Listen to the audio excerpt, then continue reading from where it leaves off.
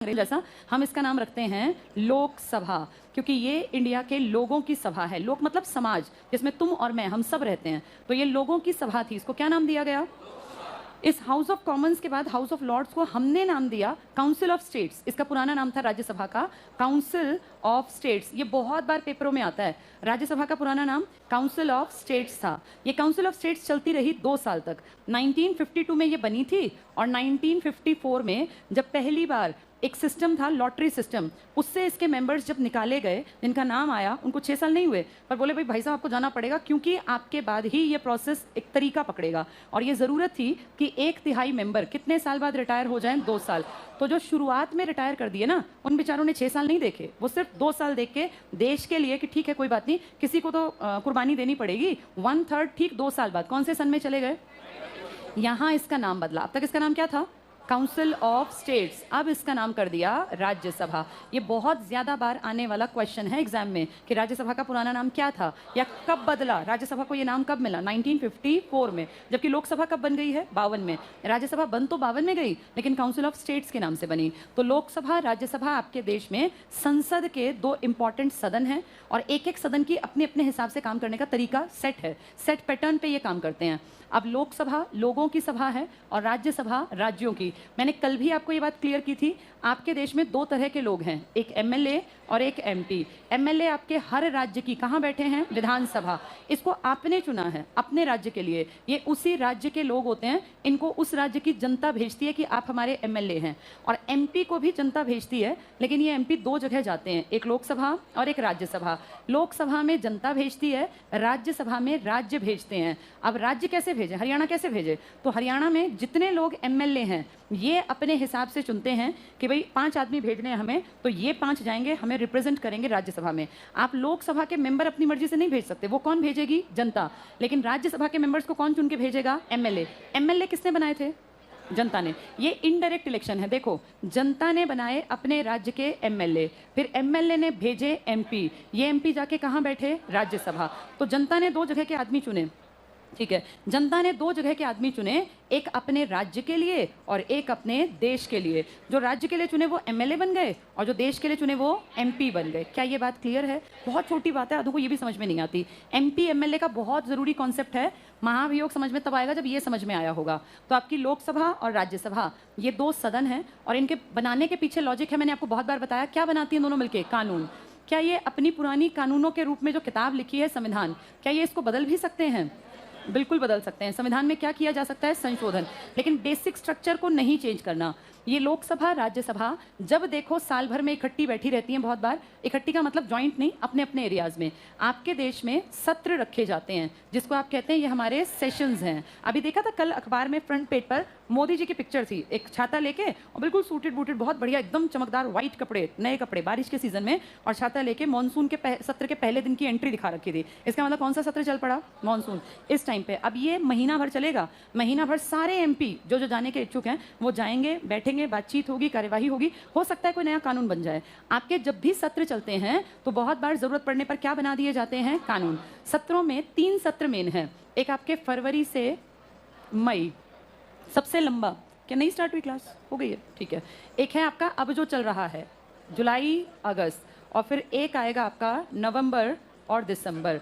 जब ये आएगा ना तो आपका कौन सा सीजन आ जाएगा? शीतकाल। तो इसको नाम दे दिया शीतकालीन सत्र, विंटर सेशन। अभी जो चल रहा है आपका ये मॉनसून सत्र है, मॉनसून सेशन। और इस वाले को आप कहते हैं ये हमारा बजट सत्र है। बजट सत्र आपके साल की शुरुआत में होता है और आप ध्यान से देखो सबसे लंबा भी है। बजट पेश किया जाता है फरवरी में और फिर मार्च, अप्रैल, मई तक ये बजट सेशन चलता है। और सिर्फ एक ये सेशन है जिसके बीच में एक ब्रेक भी होता है। जैसे पेश करेंगे, बहस करेंगे लगभग 20 दिन तक, फिर इसमें एक ब्रेक आएगा, फिर इस ब्रेक के बाद फिर से दोबारा आएंगे। तो इसलिए इसको बोल देते हैं सैंडविच ब्रेक। नाम है, वैसे कह दिया गया। एग्जाम में आ जाए कि इंडिया के किस सत्र के बीच में सैंडविच ब्रेक भी पाया जाता है, तो क्या टिक करोगे? बजट। ये सबसे बड़ा काम है आपके पूरे साल का। जैसे इस साल के बजट की बात करूं तो 2021 से 22 के बीच में आपके देश में पैसा कहां से आएगा और पैसा कहां जाएगा, ये सब पहले से डिसाइड कर लिया जाता है। भाई एजुकेशन पे हम इतने करोड़ रुपए लगाएंगे, हम मछली पालन पे इतने करोड़ लगाएंगे, हम खेती पे, इंफ्रास्ट्रक्चर पे, रोड्स पे, बिजली पे, हर चीज का पैसा प्री डिसाइडेड होता है, क्योंकि बिना पैसे के तो देश नहीं चल सकता ना। ये पहले से पता होता है कि इस साल शिक्षा पे इतने करोड़ आ गए, इसमें यूनिवर्सिटी बने, कॉलेज बने, उनकी लाइब्रेरी बने, उनके पार्क बने, कुछ भी बने, इतना करोड़ रुपया हर कॉलेज में डिस्ट्रीब्यूशन में आ जाएगा। फिर वो प्रिंसिपल मैनेजमेंट के ऊपर है कि वो यूज़ करें या ना करें। हर साल की शुरुआत में आप सबसे पहला काम यही करते हैं कि कहाँ से पैसा आएगा और कहाँ पैसा जाएगा। आपका मतलब हमारे चुने हुए मेंबर, इसको आप क्या कह देते हैं? हमने क्या देख लिया? बजट। बजट में हमेशा पैसे का जिक्र होगा, तो ये कॉमन सेंस होनी चाहिए कि जब पैसे की बात आती है तो दो तरह के विधेयक आपको पता है। एक विधेयक को आप कहते हैं ये हमारे कॉमन या साधारण बिल, साधारण विधेयक हैं, और दूसरे क्या कहलाते हैं? धन विधेयक सिर्फ और सिर्फ लोकसभा में और केवल मंत्री पेश कर सकता है। तो सिर्फ लोकसभा में पेश होगा, क्योंकि धन है तो बजट सबसे पहले कहाँ पेश किया जाएगा? लोकसभा। और जब भी धन विधेयक पेश होगा ना, तो हमेशा प्रेसिडेंट ऑफ इंडिया की प्रायर परमिशन, बिना इसकी परमिशन के पेश भी नहीं कर सकते। पारित तो बहुत बात की बात है, आप पेश भी किसकी परमिशन के बात करेंगे? प्रेसिडेंट। यानी जो मनी बिल है ये सिर्फ लोकसभा में पेश होगा, राष्ट्रपति की मर्जी से होगा, और इसको राज्यसभा सिर्फ 14 दिन तक रोक सकती है। इसके बाद अगर राज्यसभा इसको अपने पास रखती है तो लोकसभा को कोई चिंता नहीं है, वो इसकी फाइल को, क्योंकि कई फाइल्स होती हैं, उठा के सीधे प्रेसिडेंट ऑफ इंडिया को देगी, और जैसे ही प्रेसिडेंट ऑफ इंडिया उस फाइल को खोलेगा वो एकदम से अलर्ट हो जाएगा, क्योंकि वो देख लेगा कि ये तो मेरी परमिशन से गया था बिल, और इसीलिए अब मैं इसमें ना नहीं कर सकता, क्योंकि मनी बिल में ना इसकी पावर ना इसकी पावर। इसलिए कहते हैं धन में ज्यादा शक्तिशाली कौन है? लोकसभा। और सारा खेल किसका है? पैसे का।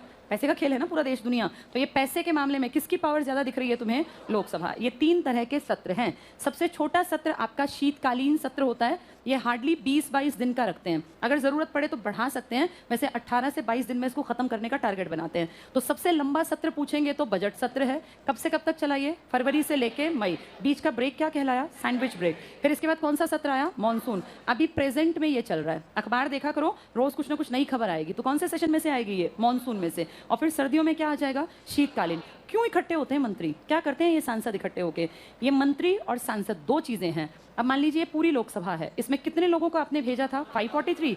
इनमें से मंत्री कितने बन सकते हैं? सिर्फ 15%। किसका 15%? 543 का टोटल नंबर एमपीज का। इसका मतलब 81 आदमी आपके देश में क्या बन सकते हैं? मंत्री।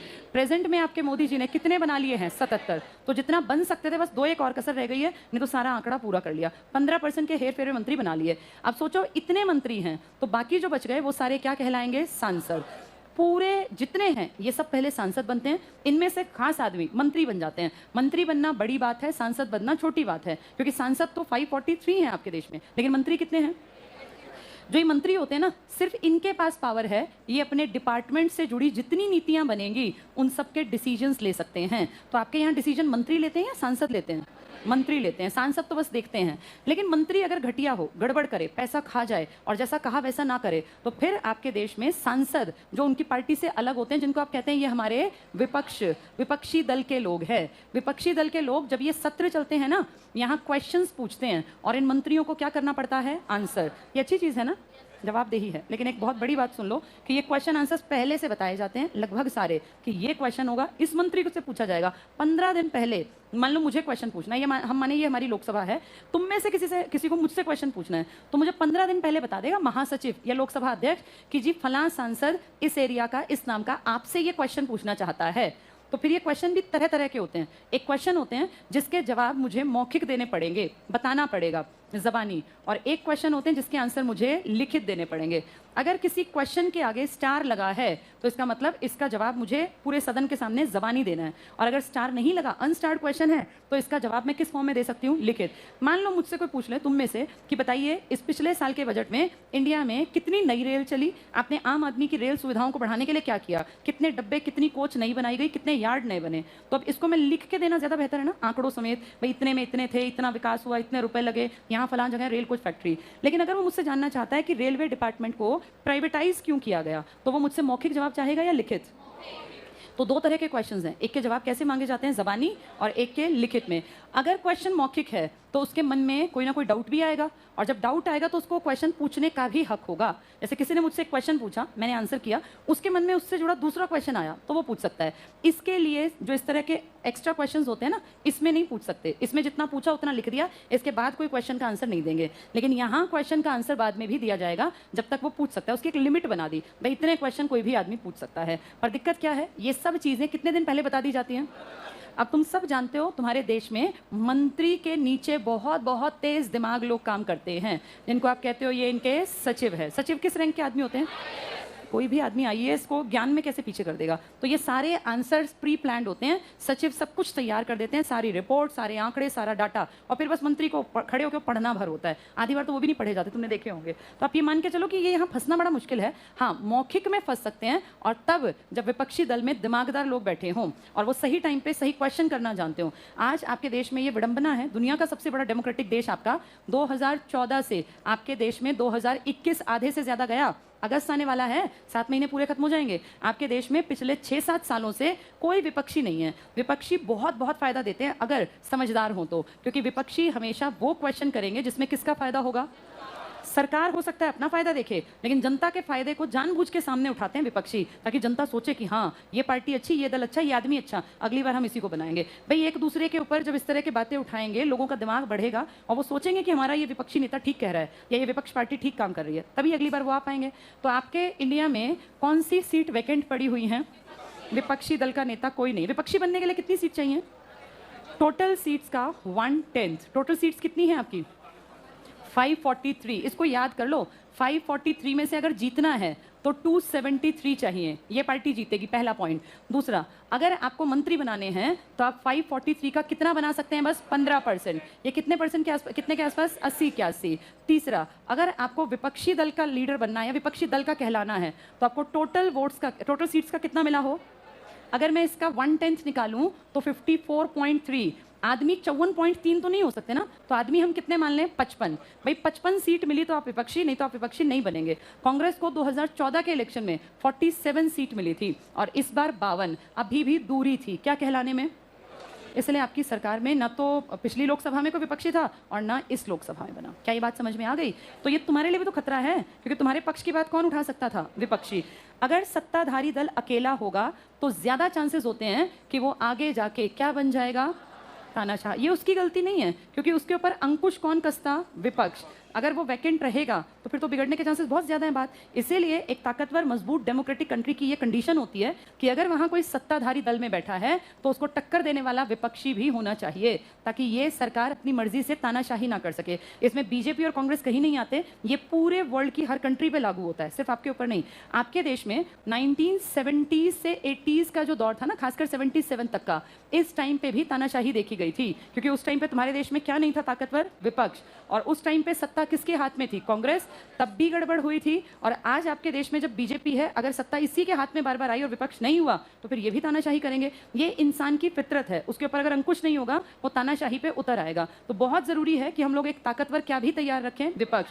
और ये तब होगा जब लोग पढ़े लिखे होंगे, लोग समझदार होंगे, डिमांड करेंगे अच्छे की। अब हमारे इंडिया में क्या है, पढ़े लिखे लोग वोट डालने नहीं जाते, कोई फर्क ही नहीं पड़ता, विपक्ष बने चाहे सत्ताधारी कोई बने। लोग क्या कहते हैं? सब एक जैसे ही तो हैं, यही कहते हैं ना हम। इसका कारण यही तो है कि इंडिया में इस चीज़ पर कभी ध्यान ही नहीं दिया। हमें ये समझना पड़ेगा कि अगर देश बदलना है तो सबसे पहली चीज़ है राजनीति की समझ तो हो।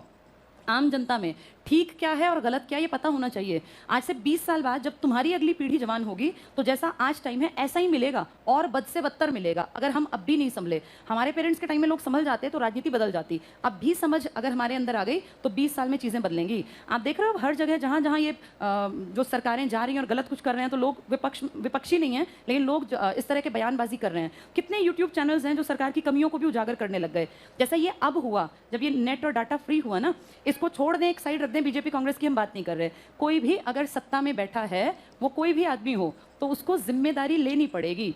अब मैं और आप हैं, हम ना लें जिम्मेदारी, नहीं बनी सड़क तो तुम और मैं क्या कर सकते हैं? लेकिन जो सरकार में बैठा है, जिसको आपने चुन के भेजा है, जिसके ऊपर आपने विश्वास दिखाया, उसको जिम्मेदारी लेनी पड़ेगी। वो भाग नहीं सकता। पेंडेमिक आया, ऑक्सीजन नहीं है, तो ये मेरी तुम्हारी गलती थोड़ी है, ये सरकार की गलती इसीलिए है क्योंकि सरकार पहली वेव के बाद क्यों नहीं पहचानी। और अब भी कोई बड़ी बात नहीं है, अगर थर्ड वेव आ जाती है तो तुम्हें क्या लगता है कि इंडिया तैयार है? इंडिया बिल्कुल तैयार। जैसा सेकंड था ना, तुम देखना वैसा ही थर्ड निकलेगा। अगर आ गया तो भगवान ना करे आए, पर अगर आ गया तो तुमने कुछ नहीं किया नया। हम कितने ज़्यादा केयरलेस हैं, हम भी और हमारी सरकार भी। हम भूल जाते हैं सेकंड में कितने लोगों के माँ बाप मर गए, भाई बंधु मर गए। अगर थर्ड वेव आती है तो इंडिया के पास 5% भी तरीका नहीं है बचाने का कि 5% बच्चों को बचा लें। ना इनके पास लास्ट मोमेंट पे बेड मिलने, ना ऑक्सीजन मिलनी, वैक्सीनेशन का कोई दूर दूर तक मतलब नहीं है बच्चों का, जबकि पता है कि थर्ड वाली बच्चों पे भयानक रहेगी। अमेरिका को देखना, बच्चों का वैक्सीनेशन स्टार्ट कर दिया, वो कह रहा है हम स्कूल कॉलेज बंद नहीं करेंगे, हम वैक्सीनेशन स्टार्ट कर देंगे। और आपका देश क्या कह रहा है, बस अगर उड़ती उड़ती खबर भी आ गई ना तुरंत ना हम स्कूल बंद करेंगे, तो स्कूल बंद करने से रुक जाएगी वो। पिछली बार जब सब कुछ बंद किया तो क्या, और मुझे तो ऐसा लगता है पर्सनली कि जब वेव आती है ना तो आप घर के कमरे में भी बैठे हो तो वो आपको पकड़ लेगी, अगर उसको पकड़ना है तो। फिर ये सब फंडे काम नहीं आते कि मास्क लगाओ, सैनिटाइज करो। जब वो आएगी ना इतनी तेज तो फिर वो पता नहीं कहाँ से वायरस आएगा और हवा में। अजीब बात देखो, जिस घर में 2 लोगों को हो रही है, तीसरा उनकी दोनों की केयर कर रहा है, उसको नहीं हो रहा। ऐसा भी तो है ना। जैसे इसके एग्जैक्ट कारण अभी भी डॉक्टर्स इसके ऊपर रिसर्च कर रहे हैं, ये एग्जैक्टली नहीं पता। अगर ये सच में ऐसी 100% होती कि एक से दूसरे को, तो एक ही परिवार में आधों को तो कुछ भी नहीं हुआ और कुछ लोग मर भी गए। अगर ऐसे ही होती तो वो बच जाते ना, मर जाते हैं तो।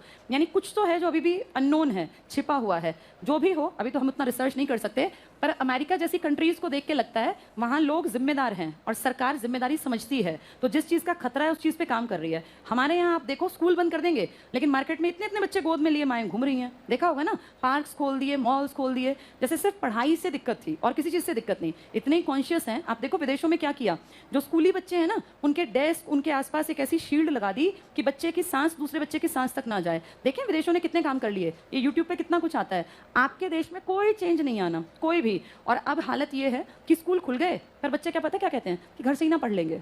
आप ये देखो उनका एटीट्यूड कैसा हो गया कि घर से ही ना पढ़ लेंगे। मेरी खुद की बेटी को परसों मैंने कहा बेटा चले जा, तैयार हो गई, तो स्कूल से मैसेज आया कि बारिश ज़्यादा है, आज क्लास नहीं लगेगी। तो कल फिर मैंने कहा बेटा चले जा, तैयार हो गई, तो स्कूल से मैसेज आया एक ही लड़की आई थी, वापस भेज दिया। मतलब आप ये देखो कि किसी का इंटरेस्ट ही नहीं है स्कूल जाने में। ऐसा ही चला ना तो 2 साल में आपकी शिक्षा बर्बाद। और क्या बर्बाद होगा इससे ज़्यादा, कि पहले याद है जब हमारे टाइम में स्कूल खुलते थे जुलाई में, तो हम पहुंच जाते पहले ही दिन स्कूल खुलेंगे, घर भी तो पिटते ही थे छुट्टियों में, तो हम जुलाई में ही पहले दिन पहुंच जाते थे। और पूरा जुलाई कितनी खराब हालत में भी रोज़ जाना रोज़ आना। हमने कभी ऐसी छुट्टियां थोड़ी मारी। अब ये बच्चे इतने आदी हो गए कि अब देखना जब इनका मन नहीं करेगा ना तो कहेंगे ऑनलाइन ही ना पढ़ लेंगे। लेकिन ऑनलाइन की पढ़ाई और असली पढ़ाई में ज़मीन आसमान का अंतर होता है।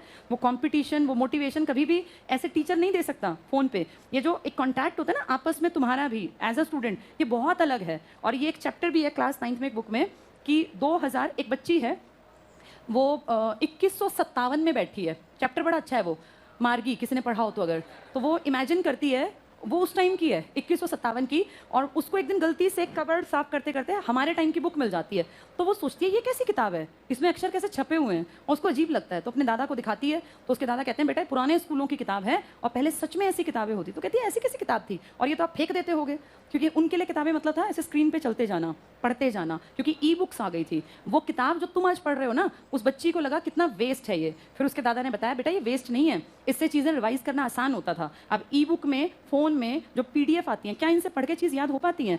जो किताब का फ़ायदा है वो कभी PDF नहीं दे सकती। तो उसके दादा ने बताया कि हमें टीचर पढ़ाते। बोले टीचर क्या होते थे? क्योंकि उनको पढ़ाती एक मशीन। उन बच्चों का घर है, अपने एक कमरे में, कमरा है ना बेडरूम, उसके साइड में एक ऐसे टेबल लगा दिया और यहाँ चेयर लगा दी, यहाँ उसका लैपटॉप खुला है। उसका टीचर इंस्ट्रक्टर एक रोबोट है और वो रोबोट उसको सारी इंस्ट्रक्शन देता है कि फलां PDF वहाँ मिलेगी, वहाँ जाओ, इसको सर्च करो, ये वो। उसके पेपर इसी में होते हैं, उसके सारे काम इसी में होते हैं। ना उसका कोई दोस्त है, ना उसको ये पता कि क्लास में सेलिब्रेशंस होते हैं, बर्थडे होते हैं, बच्चे पार्टी करते हैं और समोसे खाते हैं, चॉकलेट खाते हैं, उसको पता ही नहीं है। तो उसको जब ये सब बातें बताई उसके दादा ने, तो उस बच्ची को लगा कि पुराने लोगों ने बहुत मज़े किए, क्योंकि वो स्कूलों में गए, अलग बिल्डिंग हुआ करती थी। तो फिर उस चैप्टर का लास्ट सार क्या था कि देश दुनिया कितनी ही आगे निकल जाए, बुक्स की और टीचर्स की रिप्लेसमेंट से कभी समाज का फ़ायदा नहीं होगा। ठीक है ई बुक्स आ जाएं, लेकिन बच्चे को रिवीजन करने में ना उसके पास लिखित में अगर कंटेंट नहीं है तो वो बात नहीं होगी। आपके पास PDF आपने प्रिंट आउट निकलवा लिया, लेकिन अगर आप हाथ से नहीं लिखेंगे ना चीज़ों को, आपको लंबे टाइम तक याद ही नहीं रहेगी। लिखने की प्रैक्टिस, राइटिंग की प्रैक्टिस बहुत ज़रूरी होती है, और जो चीज़ें आपको लंबे टाइम तक याद रखती हैं उनको पढ़ना भी होता है और लिखना भी होता है।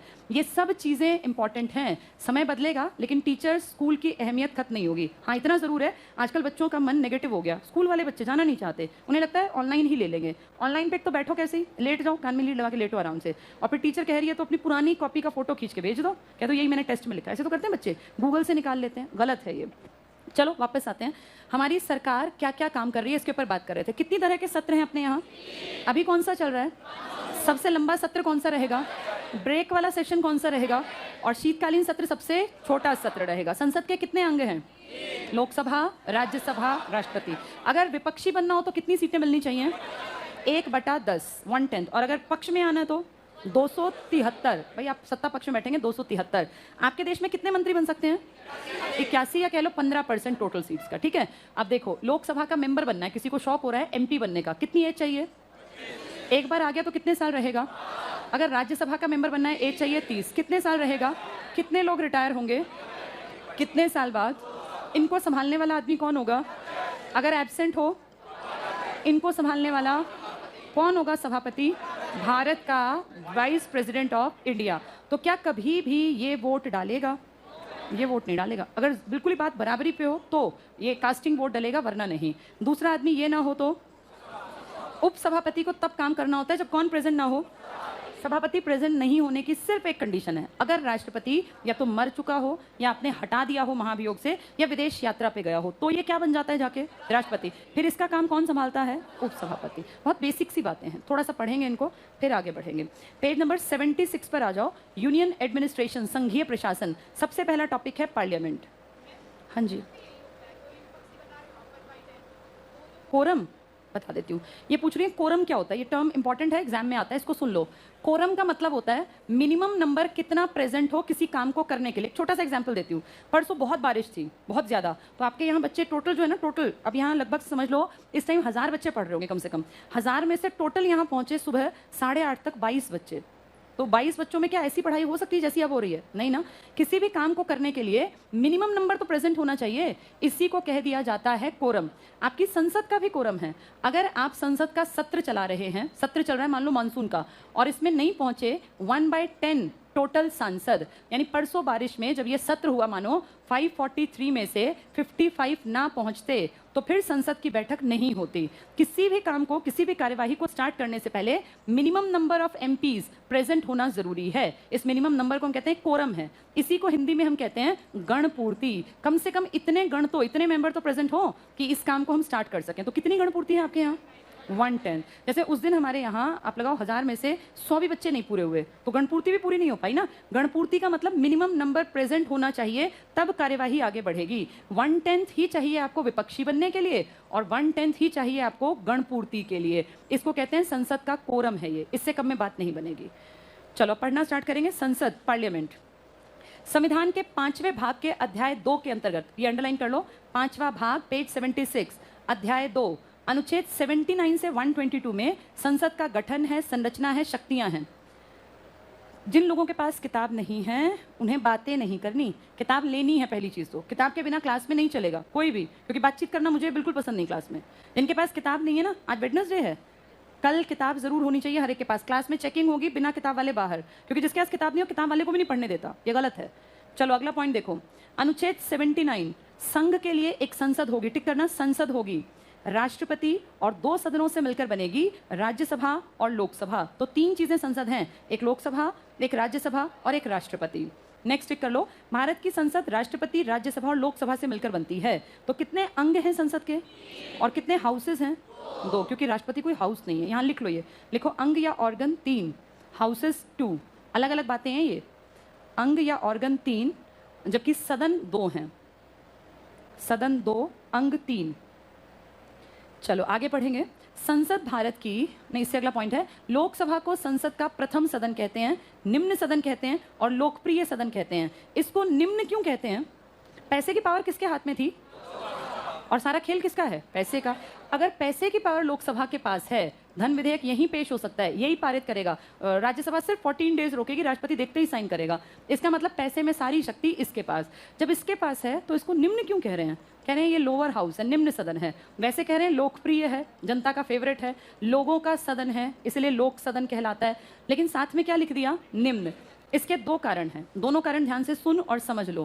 पहला कारण है, आपके देश में सबसे ताकतवर, इंटेलिजेंट और जो परमानेंट हैं आपके एग्जीक्यूटिव के, जिनको आप कहते हैं IAS, या आप कह दीजिए इनको सिविल सर्वेंट्स, ये सिविल सर्वेंट्स हैं। ये लोग अगर नए बनाने हैं, एक पूरे इतनी बड़ी आबादी 140 करोड़ की आबादी में से 800 कुछ लोगों को पिछले साल आईएएस आईपीएस आईएफएस चुना गया था, जिनमें से 176 शायद आईएएस बने थे। टॉप के बच्चे होते हैं बस जो आईएएस तक पहुंचते हैं, शुरू के 200 बन जाएं तो बड़ी बात मानी जाती है। आप ये देखो उस लेवल के जो लोग हैं, अगर ये बढ़ाने हैं, मान लीजिए आईएएस आईपीएस आईएफएस 3 सेवाएं होती हैं जिनको आप कहते हैं ऑल इंडिया लेवल की सेवाएं, और मैंने एक दिन शायद बताया भी था इनको सिर्फ राष्ट्रपति हटा सकता है। सीएम की इतनी औकात नहीं होती ना राज्यपाल की कि इनको हटा दें, तो इनकी पावर बहुत ज़्यादा है। ऑल इंडिया लेवल की सर्विसेज अगर बढ़ानी है, जो कि प्रेजेंट में सिर्फ 3 है, Indian administrative services, police services और फॉरेस्ट सर्विसेज। ये फॉरेन नहीं है, फॉरेन वाली आईएफएस नीचे आती है, वो सेंट्रल में आती है, ऑल में नहीं आती। ऑल इंडिया लेवल की सिर्फ 3 सर्विस हैं। अगर ये बढ़ानी है, जैसे 800 वैकेंसी हैं, अगर मान लीजिए लगता है कि और बढ़ा दें, इनको 1000 कर दे,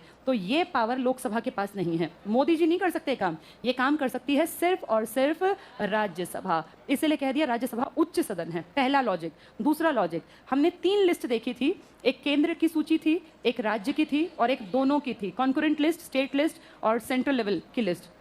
अगर राज्य के किसी टॉपिक को उठा के केंद्र को देना हो तो ये काम लोकसभा नहीं कर सकती, ये काम राज्यसभा करेगी। यानी राज्य सूची के किसी टॉपिक को उठा के किसको पहुंचा देगी? केंद्र।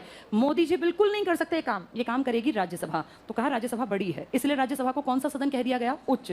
2 लॉजिक हैं, राज्य सूची के विषय को केंद्र को सौंपना और नए आईएएस आईपीएस या अखिल भारतीय सेवाओं का सृजन करना। इन दोनों कामों में मोदी जी के हाथ बंधे हुए हैं, चाहे कोई हो, अकेले मोदी जी नहीं, हर पार्टी के जो सत्ता में है। ये काम कभी भी लोकसभा नहीं कर सकती, इसलिए कौन सा सदन कहा जाता है? बस 2 शक्तियों के कारण, वरना पैसा सारा इसके हिसाब से चलता है। ये टिक कर लो। तो इसका नाम है प्रथम सदन है, ये निम्न सदन है, लोकप्रिय सदन है। निम्न के क्या 2 लॉजिक बताए मैंने? आईएएस आईपीएस आईएफएस और स्टेट लिस्ट का टॉपिक देश को सौंपना। आगे मिल जाएगा, यहाँ मत लिखना। फिर पढ़ो, लोकसभा में जनता का प्रतिनिधित्व होता है। आपके मेरे चुने मेंबर से तो गए हैं। संसद भारत की जनता की सर्वोच्च प्रतिनिधि संस्था है। तुम्हें और मुझे सबसे बढ़िया रिप्रेजेंट कहाँ किया गया है? लोकसभा में। लोकसभा किसका पार्ट है? संसद का। इसमें जनता की प्रभुसत्ता का समावेश है। राज्यसभा को, वेरी इंपॉर्टेंट टिक करो, संसद का दूसरा सदन, उच्च सदन या वरिष्ठ सदन भी कहते हैं। इसमें राज्यों का प्रतिनिधित्व होता है, हर राज्य भेजता है। लिखित में है कितने भेजने, कहाँ लिखा है ये कितने मेंबर आएंगे? आपके संविधान की 4थी अनुसूची में लिखा है, लिख लो यहाँ, लिखो कॉन्स्टिट्यूशन की 4th शेड्यूल में लिखी है बात। संविधान की 4थी अनुसूची में सिर्फ राज्यसभा की बात लिखी है, लोकसभा की नहीं लिखी। संविधान की 4थी अनुसूची में राज्यसभा के मेंबर्स का जिक्र है कि कितने कहाँ से जाएंगे। अब जो लोकसभा में बैठे हैं उनको किसने भेजा? जनता ने। राज्यसभा वाले कौन भेजेगा? राज्य में से कौन भेजेगा? एमएलए। तुमने अपने कौन बनाए? एमएलए। उन एमएलए ने हरियाणा, यूपी, पंजाब के मेंबर्स भेज दिए रिप्रेजेंट करने के लिए राज्यसभा में। नेक्स्ट टिक करना। हालांकि राष्ट्रपति संसद के किसी भी सदन का सदस्य नहीं होता और न ही वो संसद में बैठता है, लेकिन राष्ट्रपति संसद का अभिन्न अंग है। तो अंग कितने हैं संसद के? 3, लेकिन सदन कितने हैं? 2। आगे पढ़ो। क्योंकि संसद के दोनों सदनों द्वारा पारित कोई विधेयक तब तक विधि नहीं बनता, कानून नहीं बनता, जब तक राष्ट्रपति उसे अपनी स्वीकृति न दे दे। 1935 के भारत शासन अधिनियम, गवर्नमेंट ऑफ इंडिया एक्ट में केंद्र में द्विसदनात्मक व्यवस्थापिका की स्थापना की गई थी। ये उतना इंपॉर्टेंट नहीं है। ये ऊपर के सारे पॉइंट्स क्लियर हो गए। निम्न सदन कौन सा है? किन 2 शक्तियों के कारण? नए आईएएस आईपीएस आईएफएस और स्टेट लिस्ट का टॉपिक केंद्र को देना। ये मोदी जी के हाथ में नहीं है, ये राज्यसभा कर सकती है। नेक्स्ट पे आ जाओ, राज्यसभा। काउंसिल ऑफ स्टेट्स, कब तक ये नाम सेम था? 54 में। लिख लो यहाँ, देखो 54 तक यही नाम था। 1954 तक काउंसिल ऑफ स्टेट्स ही नाम था। 54 में जाके इसका नाम बदला है। 1954 तक यही नाम था। कहते हैं राज्यसभा का पुराना नाम तो काउंसिल ऑफ स्टेट्स।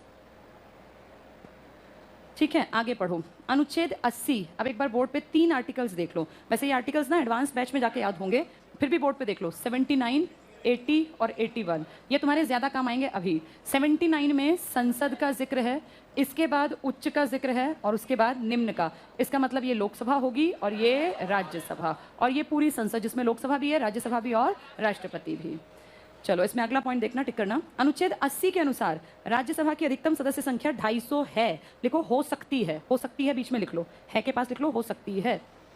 जब तुम बेसिक बैच में पढ़ते हो तो मैं एक पॉइंट तुम्हें समझाती हूँ, जम्मू कश्मीर का। याद है तुम लोगों को वो? जम्मू कश्मीर पूरा हमारा नहीं है, जम्मू कश्मीर का एक हिस्सा किसने ले रखा है? इसको हम क्या कहते हैं? जम्मू कश्मीर का एक हिस्से पे किसने कब्जा कर रखा है? और जम्मू कश्मीर का एक हिस्सा आज़ाद कश्मीर है। ये सारा कश्मीर बटा हुआ है। इसको आपने यहाँ पे एक लाइन जिसको आप कहते हैं LOC, यहाँ पे एक लाइन LAC, और ये तो आज़ाद कश्मीर अपने हिसाब से चलता ही है, चलता पाकिस्तान के हिसाब से कहते हैं अपना। यहाँ पे आपका सियाचिन ग्लेशियर, ये आपकी टेरिटरी है जिसमें कितने यूटी आ गए? 2, लेह लद्दाख वाला एक और एक जम्मू कश्मीर वाला। ये यहाँ पे आपका डिस्प्यूट सदा से था। 1947 जब आप आज़ाद हुए ना, उसके बाद से सितंबर में यहाँ लड़ाई छिड़ गई थी। आज़ाद आप अगस्त में हुए हैं और सितंबर अक्टूबर में आपका और पाकिस्तान की लड़ाई छिड़ी बढ़िया वाली, और इसमें आपके कई बढ़िया जो एरिया थे जहाँ आपकी खूब आबादी रहती थी, वो किसके अधिकार में चले गए? पाकिस्तान। पाकिस्तान का कहना है इंडिया ने ये कब्जा कर रखा है, ये हमारा है। जैसे हम POK को छोटा सा दिखाते हैं ना, वो कहते हैं पूरा कश्मीर हमारा है और इंडिया ने ऑक्यूपाई कर रखा है। ये पाकिस्तान की नज़र से IOK है, जैसे आपकी नज़र से वो क्या है? POK। हम ये कहते हैं सारा हमारा, तुमने छीन रखा है। यहाँ के पथरीले इलाके, बहुत भारी भारी चट्टाने और पहाड़ पूरे ग्लेशियर वाले, जहाँ कोई लाइफ हो ही नहीं सकती, लेकिन हिस्सा तो आपका था। ये किसने हड़प लिया? चीन ने। 1962 के वॉर में चाइना ने हमारे ऊपर 2 जगह अटैक किया, एक कश्मीर और एक अरुणाचल। तब अरुणाचल नेफा था, उसने नेफा पे से तो हटा ली सेना, लेकिन यहाँ के इलाके से अपनी फौज को हटाया नहीं, यानी इस पर उन्होंने कब्जा कर लिया, जबरदस्ती का कब्जा, और आप कुछ नहीं कर पाए। आज भी ये हिस्सा चीन के पास है। अलग बात है कि यहाँ कोई जनसंख्या नहीं है, कोई बात नहीं, यहाँ जनसंख्या भी तो है, लाखों की आबादी है। अगर कभी ये लोग इंडिया में शामिल हुए, आप इस POK को अपना बना पाए, तो आप लोकसभा में 7 आदमी यहाँ से लेंगे और राज्यसभा में 5, यानी 12 MP बढ़ जाएंगे। अगर क्या आपको मिल गया? POK। अभी फिलहाल में 543 वाली सीटें जो हैं, अगर उनमें 7 आ गए तो कितने हो जाएंगे? 550। और ये जो 245 है, इसमें 5 आ गए तो 250। लेकिन हो सकते हैं, बहुत बड़ी बात होती है, हैं प्रेजेंट की बात होती है। तो ये आपका प्रेजेंट का आंकड़ा है, और ये कभी हुआ तो, जो पॉसिबिलिटी नहीं है बहुत जल्दी। इस 245 में से 233 को आपके राज्यों ने भेजा, क्योंकि राज्यसभा में है। राज्यों में किसने चुनाव किया? इनका MLAs ने। ये इनडायरेक्ट इलेक्शन है, और इसमें जो बच गए 12, तभी तो 245 होंगे ना। ये अपनी फील्ड के कौन हैं? बड़े बड़े साइंटिस्ट हो सकते हैं, कोई आर्टिस्ट हो सकते हैं, कोई सोशल वर्कर हो सकते हैं। ये लिखित में है कि इस फील्ड में से बेस्ट आएगा। चलो अब पढ़ेंगे फटाफट। वर्तमान समय में राज्यसभा में 245 सदस्य हैं, और हो कितने सकते हैं? 250। कहाँ से आएंगे ये 5? POK। लिख लो ऊपर, 250 था ना, वहाँ लिख लो POK। अगर मिला तो होंगे ये, क्योंकि 4 जिलों में से 5 आदमी आ जाएंगे, लेकिन ऐसी पॉसिबिलिटी ना के बराबर है। आगे टिक करो। वर्तमान में 245 हैं, जिनमें 229 सदस्य राज्यों और UT से, और 12 सदस्य राष्ट्रपति द्वारा मनोनीत, और इनका अंडरलाइन करना, 12 सदस्य मनोनीत नॉमिनेट कला में से हो सकते हैं, खेलना भी कला है, पढ़ाना भी कला है, साइंटिस्ट हो सकते हैं अगला, और समाज सेवी हो सकते हैं, लिटरेचर जानने वाले हो सकते हैं। तो मेनली 4 फील्ड, या तो वो आर्ट से जुड़ा हुआ हो, खेलना भी आर्ट है, इसलिए सचिन क्या बन गए थे? MP बने थे राज्यसभा में, पता है तुम्हें ये बात? 6 साल तक वो MP रहे हैं। और क्योंकि एक्टिंग भी एक आर्ट है, तो मिथुन चक्रवर्ती आ गए थे पीछे, उन्होंने खुद कहा कि मेरी तबीयत ठीक नहीं है, मैं नहीं आ पाऊंगा। रेखा आ गई थी। यानी एक्टिंग भी किस में आएगी? आर्ट में। पढ़ाना भी किस में आएगा? आर्ट में। तो इसमें आर्टिस्ट आ सकते हैं, खेलना भी आर्टिस्ट का काम है। तो आर्ट वाले, लिटरेचर वाले, बहुत पढ़े लिखे लोग जो साहित्य से जुड़े हों, जैसे कोई बहुत अच्छी कविताएं लिखता हो, कहानियां लिखता हो वो, और साइंटिस्ट आ सकते हैं, और सोशल वर्कर। ये 4 फील्ड से एक्सपर्ट्स आएंगे। कितने एक्सपर्ट्स आएंगे? 12। आगे टिक कर लो। विशेष ज्ञानी या अनुभवी हैं, तो एक्सपर्ट्स हैं अपने फील्ड के। संविधान की 4थी अनुसूची में राज्यसभा के लिए सीटों का आवंटन, अंडरलाइन कर लो, 4थी अनुसूची, सीटों का आवंटन। राज्यसभा में राज्यों के प्रतिनिधि का निर्वाचन राज्य विधानसभा के निर्वाचित सदस्यों द्वारा। इसको ध्यान से समझो। राज्यसभा के मेंबर्स को कौन भेजता है? इंग्लिश में पढ़ो जरा। Representative of states in the Rajya Sabha is elected by elected member of the legislative assembly. क्या समझ में आया पॉइंट? राज्यसभा के MP को कौन भेजता है? आप जनता अपने राज्य के लिए क्या बनाती है? फिर ये MLA क्या बनाते हैं? इनमें से नहीं होते, अपने से अलग। ये जाके कहाँ बैठ जाते हैं? राज्यसभा। तो राज्यों की सभा हो गई। तुम भी हो इसमें, तुमने कौन बनाए थे? MLA। लेकिन तुम दिखते नहीं हो, इसलिए कहते हैं ये इलेक्शन कैसे हैं? इनडायरेक्ट। जबकि लोकसभा के मेंबर सीधे तुम्हारे घर आते हैं वोट लेने, गलियों में आएंगे, नमस्ते जी, हाथ जोड़ेंगे, अपनी बातें याद दिलाएंगे, नए वादे करेंगे। ये सब MP बनना चाहते हैं लोकसभा में। राज्यसभा में आज तक तुमसे कोई वोट मांगने आया है कि जी राज्यसभा के इलेक्शन में हमें? तुम्हें पता भी नहीं चलता, क्योंकि तुम हो ही नहीं उसमें, तुम छिपे हुए हो। कौन करता है ये काम? वो जिनको बनाते हैं वो क्या कहलाते हैं? MP MLA में से नहीं होते, इनसे अलग होते हैं। इनको बैठना है विधानसभा में, ये कहाँ चले जाएंगे? राज्यसभा। तो राज्यों का रिप्रेजेंटेशन राज्यसभा में करते हैं MP, जिनका चुनाव करते हैं उस राज्य के MLA। अब वापस ये पॉइंट पढ़ो, समझ में आएगा। राज्यसभा के में राज्यों के प्रतिनिधियों का निर्वाचन राज्य विधानसभा के निर्वाचित सदस्यों द्वारा किया जाता है। इंग्लिश में भी पढ़ लो, elected member of state legislative assembly. ये इलेक्ट करते हैं राज्यसभा के मेंबर्स को। क्या ये पॉइंट समझ में आया? हाँ, ये बहुतों को नहीं ला सका, देखो अभी पता नहीं चला होगा MLA MP कैसे काम करते हैं। चलो पेज 77 पे आ जाओ। चुनाव आनुपातिक प्रतिनिधित्व की पद्धति से एकल संक्रमणीय मत प्रणाली, बहुत बहुत इंपॉर्टेंट। राष्ट्रपति के इलेक्शन में इसको पूरा डिटेल से बात करेंगे, अभी सिर्फ टिक कर लो। सिंगल ट्रांसफरेबल वोट, इंग्लिश में प्रोपोर्शनल रिप्रेजेंटेशन मेथड। नेक्स्ट पढ़ना, राज्यसभा के लिए सीटों का बंटवारा जनसंख्या के आधार पर किया गया, तो किसके पास सबसे ज्यादा सीटें होंगी? जब तुम बेसिक बैच में थे तो तीसरे दिन तुम्हें मैंने एक टॉपिक कराया था एमपी की सीट्स का, याद है ये? 5 राज्य बोलना जिसकी सीटें 2 और 1 हैं लोकसभा राज्यसभा की। एक ट्रिक बताया था याद करने के लिए, मेघ, त्रि, मणि, अरुण, गोवा, याद है ये? 3 राज्य बता दो जिनकी सीटें हैं सिंगल सिंगल। सिक्किम, मेघालय तो मेघ त्रिमणि में नहीं आ गया, नागालैंड और मिजोरम। अरुणाचल की सीटें कितनी हैं? 2-1 अरुणाचल, गोवा, मेघ त्रिमणि। मुझे बताओ 26-11 सीट कहाँ की है? दंगे की डेट याद कराई थी ना। 25-10 कहाँ की है? और 25-11, 17-7, 17-7 और 13-7 और 14-7 असम। चलो अब ये बाकी कल कराऊंगी। थोड़ा सा आज 78 पेज पे आओ, जो पढ़ाया था सब कुछ 78 पेज पर है। देखो 78 पेज पर ऊपर देखो, चौथी अनुसूची के अनुसार राज्यसभा में स्थानों का आवंटन मिली लिस्ट। पहला टिक करो, यूपी में 31 है, राज्यसभा की है ये। हमने क्या याद कर रखा था? 80-31। 80 क्या थी? लोकसभा। अपने आप लिख लो यहाँ 80-31 के आगे हम लोकसभा की भी साथ लिख लेंगे। 80-31। महा की बनावट याद कराई थी ना? महा कैसी बनावट थी इसकी? 48। और जिसके पीछे 8 है वहां कितनी सीटें आएंगी? 19। तो ये टिक कर लो। 48-19 तो लिखिए, 48 खुद लिख लो। आंध्र प्रदेश की कितनी थी? 25-11 लिखिए, 25 लिखो। तेलंगाना की 17-7 17 लिख लो। तमिलनाडु की कितनी थी? तमिल की 3 से स्टार्ट, 39 लिख लो, 18 है ही।